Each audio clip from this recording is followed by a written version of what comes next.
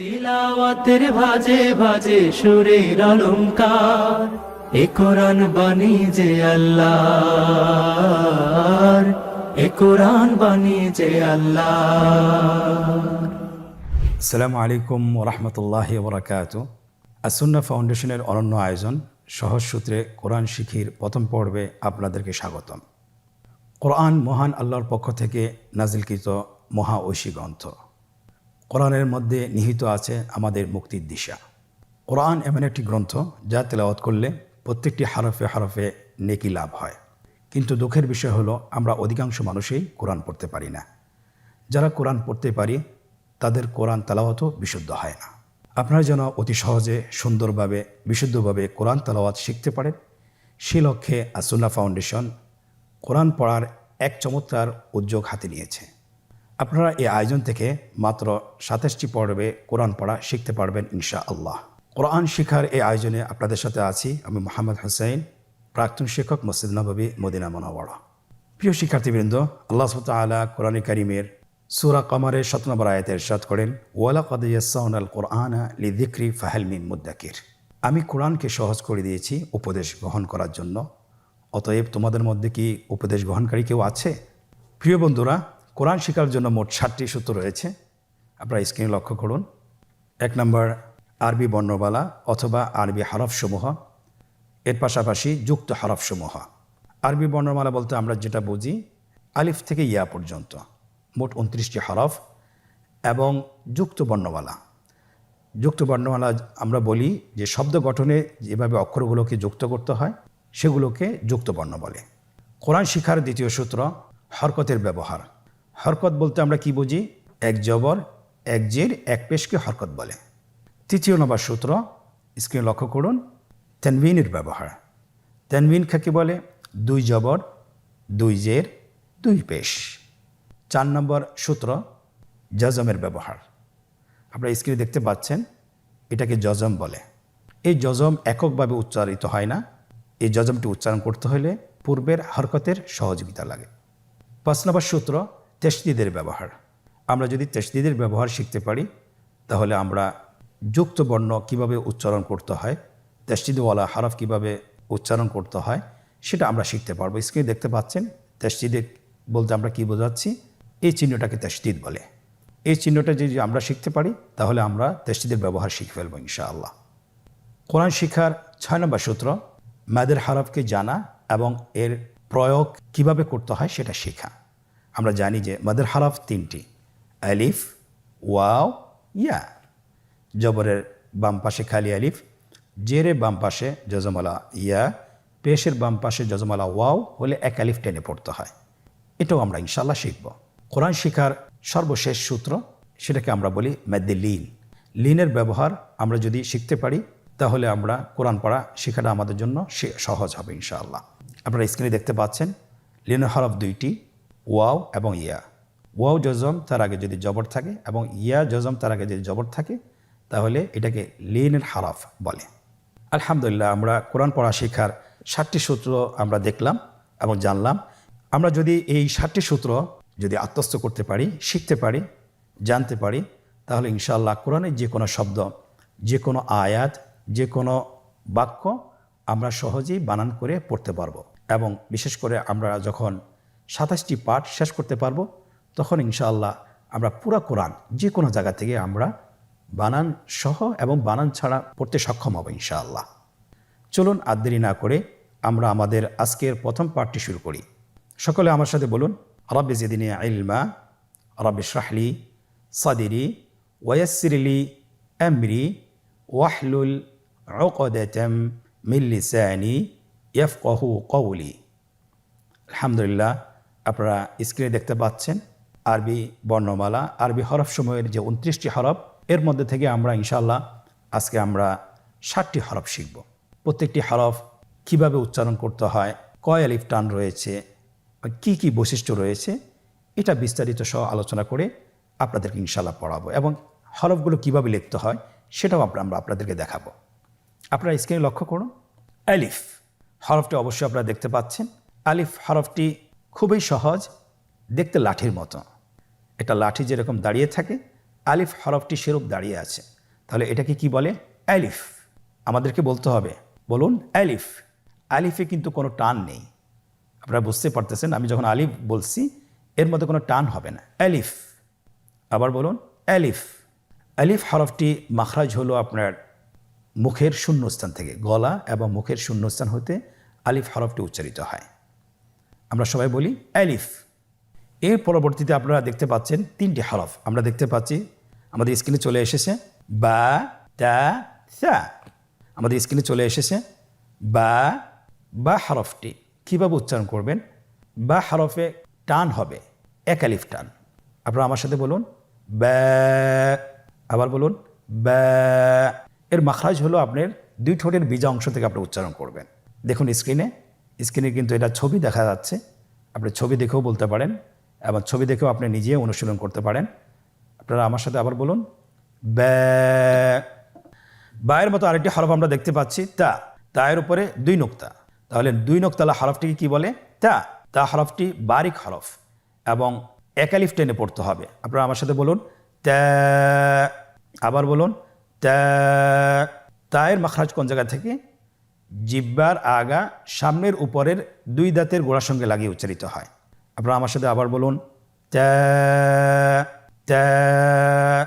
মাশাআল্লাহ, আমরা সহজেই বা এবং তা চিনতে পেরেছি। পরবর্তী হরফটির নাম হলো সা। আগের 2টি হরফ, বায়ের নোক্তা ছিল নিচে এবং তায়ের নোক্তা ছিল উপরে, সেখানে ছিল 2টি নোক্তা, আর সারও 3টি নোক্তা রয়েছে, সেটা হলো তার উপরে। তাহলে 3 নোক্তাওয়ালা হরফটিকে কি বলে? সা। আবার বলুন সা।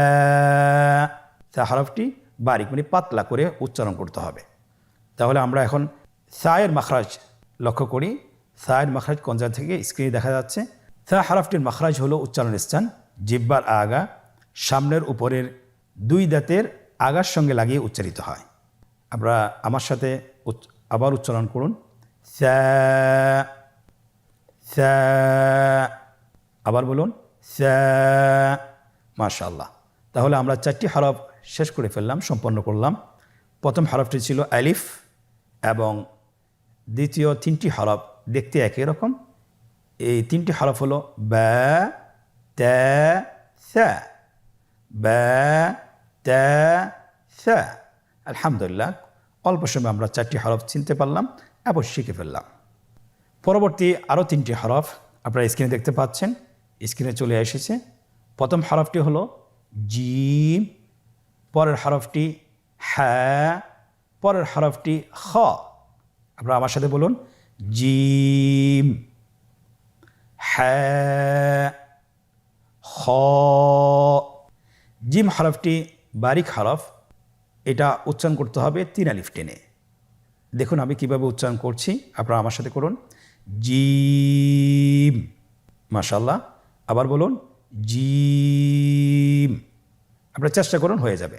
এর মাখরাজ হলো জিহ্বার মধ্যখান, তার বরাবর উপরের তালুর সঙ্গে লাগিয়ে উচ্চারিত হয়। আপনারা পিকচারে ছবিতে দেখতে পাচ্ছেন যে জিহ্বার মধ্যখান তার বরাবর উপরে তালুর সঙ্গে লাগিয়ে উচ্চারণ করতে হয়। আপনারা জিহ্বার মধ্যখানটা লক্ষ্য করুন এবং তার বরাবর উপরে তালুর সঙ্গে লাগান, এরপর হরফটি উচ্চারণ করুন, দেখবেন হরফটি শুদ্ধভাবে উচ্চারিত হবে।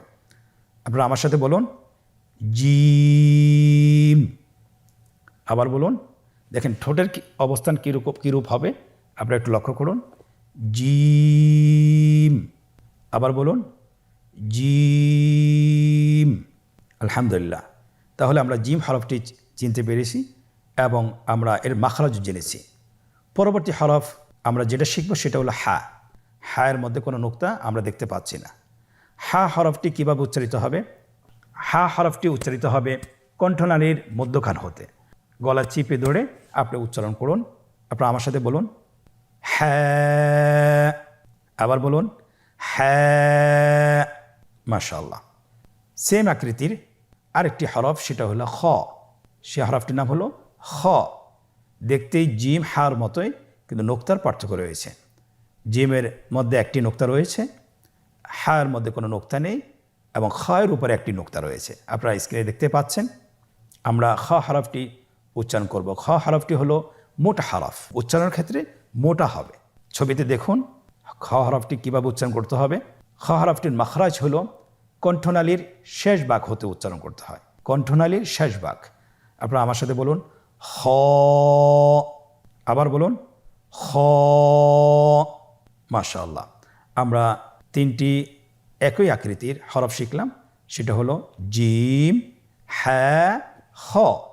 জিম, হ্যাঁ, খ।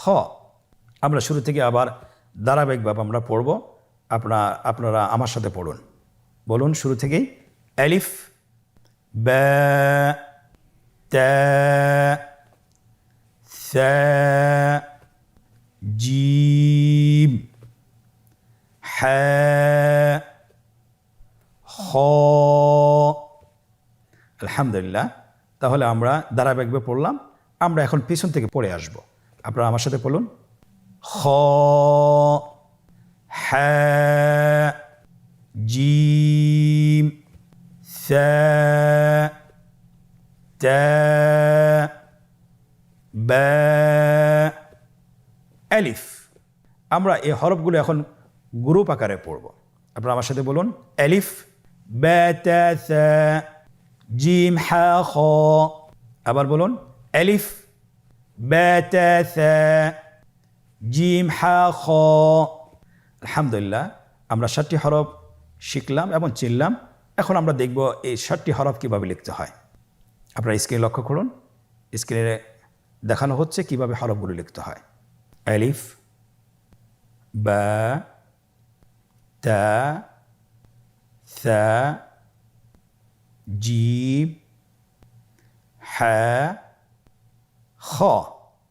খুব সহজে কিন্তু লেখা হয়ে গেল। আমরা জানি বাংলা এবং ইংরেজি বাম পাশ থেকে লিখতে হয়, কিন্তু আরবি হরফগুলো লিখতে হয় ডান পাশ থেকে, ডান দিক থেকে শুরু করতে হয়। আপনারা লক্ষ্য করেছেন স্ক্রিনে কীভাবে লেখা হয়েছে, ডান দিক থেকে শুরু করে বাম দিকে শেষ করতে হয়।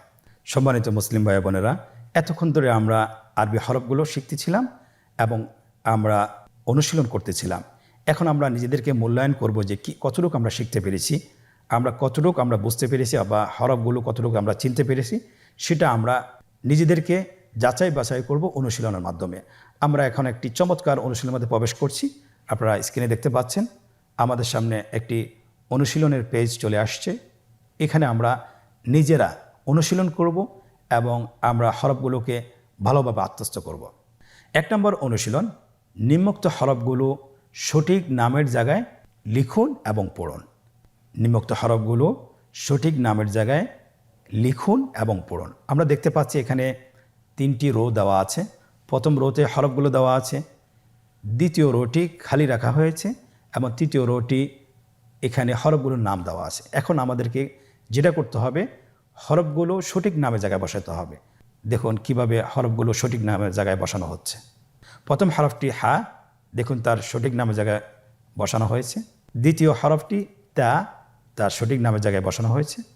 তৃতীয় হরফটি খ, তার সঠিক নামের জায়গায় বসানো হয়েছে।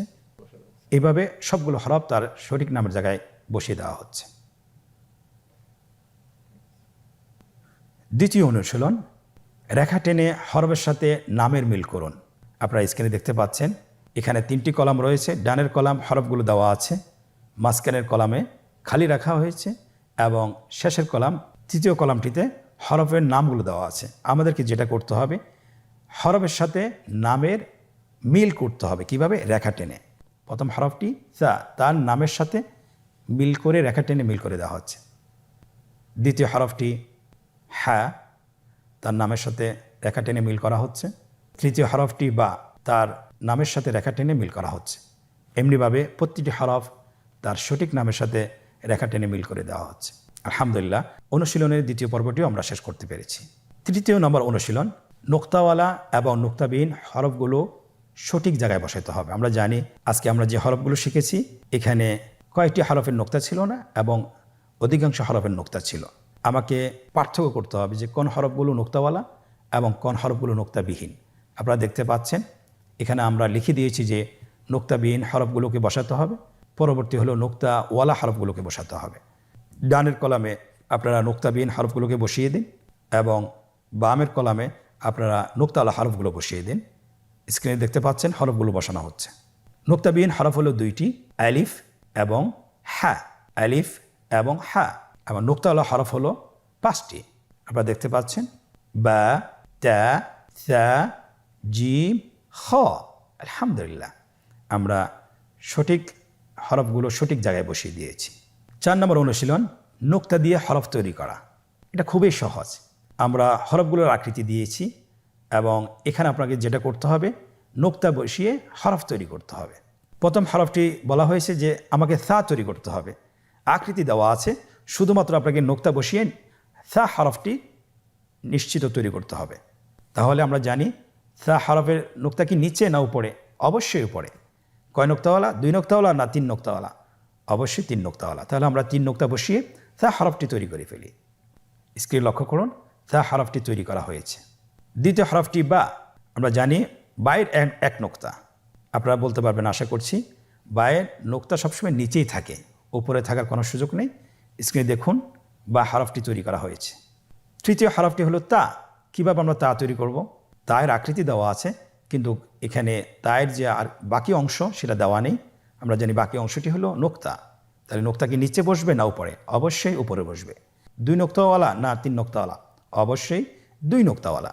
স্ক্রিনে দেখুন, তা হরফটি তৈরি করা হয়েছে 2 নোক্তা দিয়ে। চতুর্থ নম্বর হরফ খ। খ কীভাবে আমরা তৈরি করব? উপরের 1 নোক্তা দিলেই খ হরফটি তৈরি হয়ে যাবে, তৈরি করা হয়েছে। পরবর্তী হরফটি জিম। জিম আমরা কিভাবে তৈরি করব? অবশ্যই জিমের পেটের মধ্যে 1টি নোক্তা বসিয়ে দিলে জিম হয়ে গেল। আপনারা স্ক্রিনে দেখতে পেয়েছেন, আলহামদুলিল্লাহ। তাহলে আমাদের প্রশ্ন অনুসারে আমাদের হরফগুলো তৈরি করা হয়েছে। প্রিয় ভাইয়েরা, আপনারা এতক্ষণ ধরে যে ভিডিওটি দেখলেন, আপনারা যদি এটা বাসায় বারবার অনুশীলন করেন, কমপক্ষে 10 থেকে 20 মিনিট, তাহলে ইনশাআল্লাহ হরফগুলো চিনতে এবং বলতে আপনাদের কোনো ভুল হবে না। আল্লাহ সুবহানাহু ওয়া তাআলা আমাদেরকে কোরআনে কারীম খুব সহজে শিখার তৌফিক দান করুন, আমিন। আজকের পর্ব থেকে এখানেই বিদায় নিচ্ছি। পরবর্তী পর্বতে আবারও দেখা হবে ইনশাআল্লাহ। জাযাকুমুল্লাহ খায়র। আসসালামু আলাইকুম ওয়া রাহমাতুল্লাহি ওয়া বারাকাতুহু। আসুন্নাহ ফাউন্ডেশন, উম্মার স্বার্থে সুন্নাহর সাথে।